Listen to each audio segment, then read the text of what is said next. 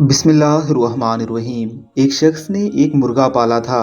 बड़ा हुआ तो उसने मुर्गा ज़बह करना चाहा, मगर चूंकि मानूस था तो बहाना चाहिए था मुर्गा ज़बह करने का।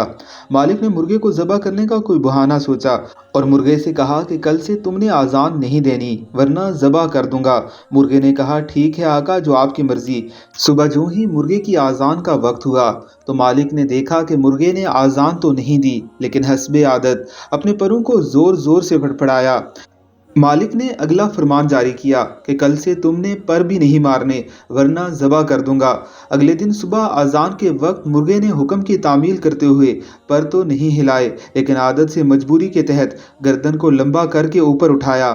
मालिक ने अगला हुक्म दिया कि कल से गर्दन भी नहीं हिलनी चाहिए। अगले दिन अजान के वक्त मुर्गा बिल्कुल मुर्गी बनकर खामोश बैठा रहा। मालिक ने सोचा ये तो बात नहीं बनी। अब की बार मालिक ने एक ऐसी बात सोची जो वाकई मुर्गे बेचारे के बस की बात नहीं थी।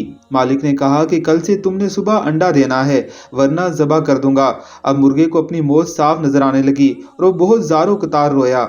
मालिक ने पूछा क्या बात है, मौत के डर से रो रहे हो? मुर्गे का जवाब बड़ा बाकमाल और बामानी था। मुर्गा कहने लगा नहीं, मैं इस बात पर रो रहा हूँ कि अंडा देने से बेहतर था कि आज़ान पर बात आ जाने पर ही मर जाता। और यही नसीहत है इस कहानी की जिसकी तरफ लाना चाहता हूँ। पहला गैर कानूनी हुक्म मानोगे तो फिर आर्डर आते जाएंगे, तामील होती जाएगी और चमड़ी उतरती जाएगी।